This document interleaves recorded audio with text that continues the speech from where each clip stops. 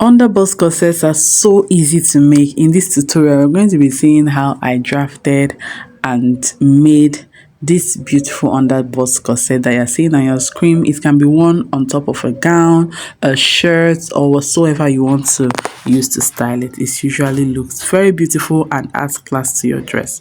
Let's sew it together. So first of all, I drew out a straight line. Okay, that's going to serve as my bust point. Then I will now place my bust point, which is 10, on that line, and then I'll mark my underbust, my half length, and my waist to hip.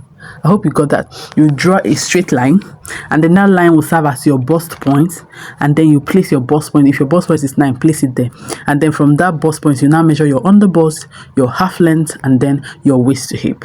I hope you got that. Then on the bust point, I'm going to mark my bust divided by 4.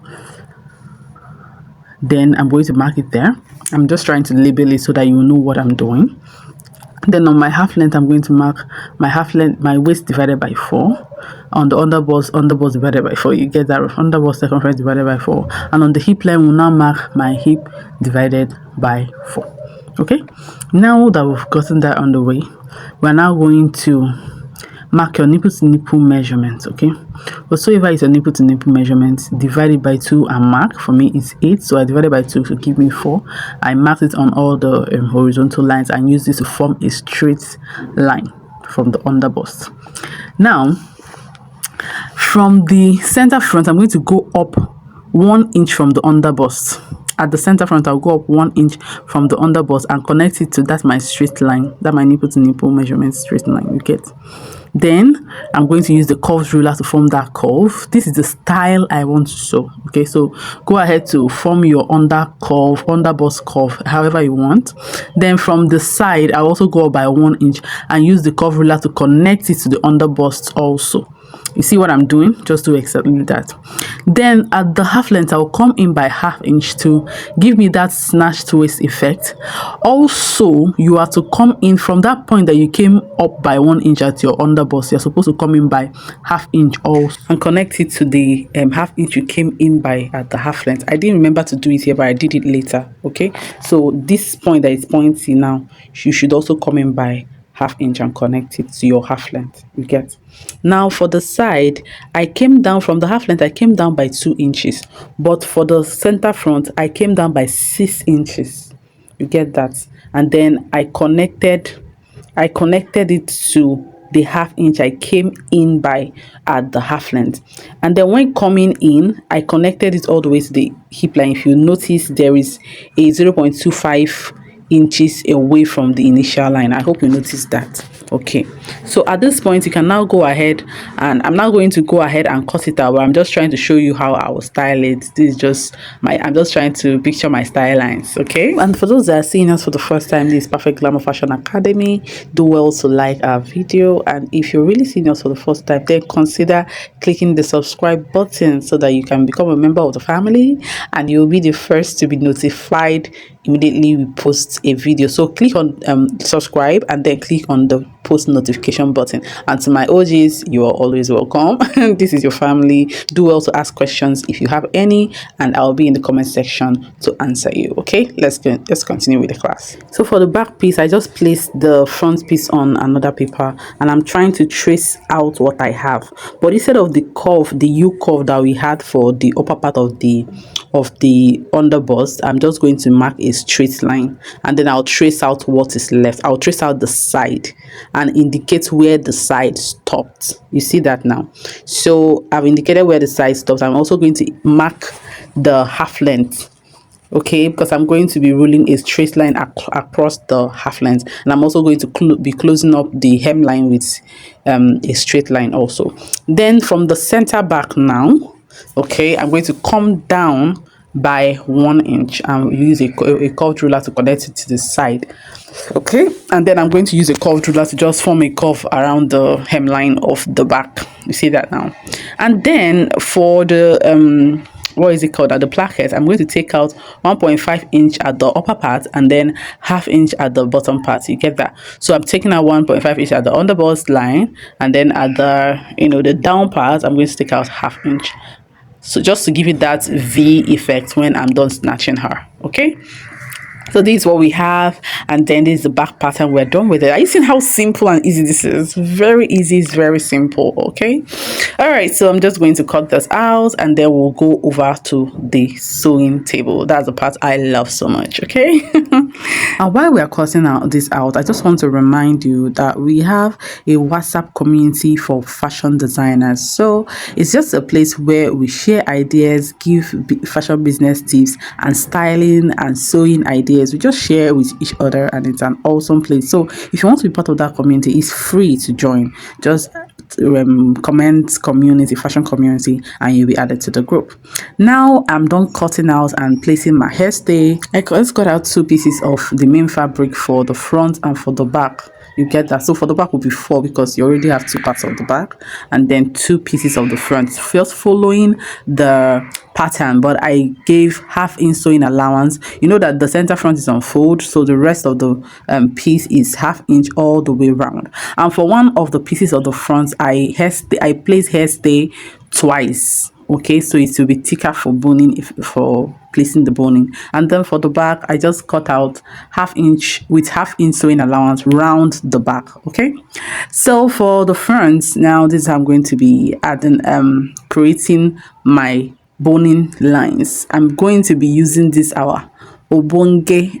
If you're Nigerian, you understand what I just said about obonge ancient iron, because my generator was having issues and the light supply in this area is very terrible. So I had to bring my OG sewing equipment, which is my non-electrically powered iron. Okay, if you have something like this as a fashion designer in Africa or any part of the world, just tell me in the comment section. Let me be sure that I am not alone.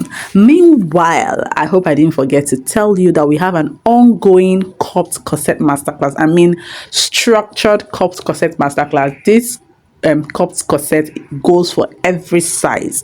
I mean every size, big bust, small bust, any kind of cup that you wear. And the class is just going for 15,000 naira. And if you are in this class and you want to join the class, I'm going to be giving you a January coupon of 10,000 naira to join the class. So if you're part of this class and you want to join, just comment cupped corset masterclass and I will give you a promo code to buy the course for just 10,000 naira. Okay, let's get back to class. All right, so I'm done creating my boning lines and I'm going to go ahead and sew my sewable bonings along the lines that I've created. Okay, and then I'll be back to show you what it is. I'm just going to use my sewable bonings and I'm going to sew along the lines that I've created. Okay, and then when we're done doing that, I will show you what it looks like and then we'll go on from there. Now I'm done I'm done sewing in my sewable bonings. I'm going to turn it over so you see. Now for the back, for the part that is going to have the eyelet, I sewed in 3 lines first before I now continued with 2 other lines. But for the front, I just followed that line that we created before now, and then I ironed it flat. Are you seeing the way it was all curvy and right now it's so flat? Yes, that's the part of ironing properly. Now for the parts that have the boning, I joined it together, the sides, and then I also joined together the parts that does not have the boning. You know, we added the boning on one side. Okay, that's the way we usually do our in-blouse corsets and all of that, and we want to get something neat. And then this part that doesn't have the boning, we also join the 2 sides to it. You get that? Now we're going to be joining the lining parts, or the parts with boning, and the main fabric, which is the part without boning, or however you want to explain it. Okay, so we're going to be joining together by sewing along the top. That's the underbust. We're going to sew along the underbust all the way. We're going to use we left half-inch sewing allowance, so it's that half-inch sewing allowance we're going to use, and then we're going to close up the eyelet space also. So the only place that will now be open will be the down part. You get that, right? So I'll go onto my sewing machine, do that, and then I'll come back and show you what it looks like. Meanwhile, before I go, I usually use hemming gum to sew. I will place the hemming gun and sew along that line. I didn't really remember to do it here, but it helps you when you are ironing. I hope you got that. So I'll just place it as I'm sewing and just sew along the line that I want to sew. In that way, I've sewn the hairstay into the line. Sorry, the hemming gum. I keep calling it hairstay. Can you imagine? The hemming gum into the line. I hope you got that. So the next thing I'll do is to trim out what I have, the excess that I have. I want it to be as the sewing allowance to be as small as possible, and then I'm going to notch all the curvy areas.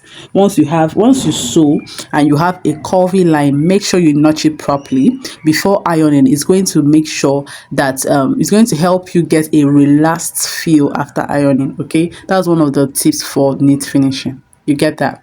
So now that I'm done, I'm going to turn everything up inside out. I'm going to turn everything inside out, okay? And then we're going to see the beauty that we've created.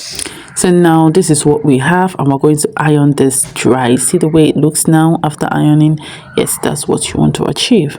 Now you see this thing as it is now, right? You can wear it this way if you don't want any sew line on the front part, but due to the style that I'm sewing, I would have to still, you know, form some sew lines in the front part. I also started doing this actually because it was so neat. Okay, but because of the style that I'm sewing, I had to, you know, sew it in such a way that the lines will also come out in the front. So what I did was to follow the lines, because I don't want it to have double lines. The ones that are already on the back, I followed it exactly, matching the lines in order to form the line for the front before inserting my boning. I hope you get that. So now I'm done doing that. So I've sewn this is now the front part that was plain before. It now has all these sew lines. Can you see that? So I'm going to insert my boning. Now I'm inserting the non-sewable boning, that is the plastic boning. Okay, I've gone ahead to insert it. So you can actually go ahead and not insert the non-sewable bone, you know, but then this is to make it to be even thicker and stronger, so you can snatch any waist at all. Okay, and then I went ahead to pipe the down part, and we are done. That's how we came about this beauty. I went ahead to bead along the sew lines, and my customer loved her dress. She was just dancing all through. All right, I hope you loved this video. Please give it a thumbs up and see you in the next one.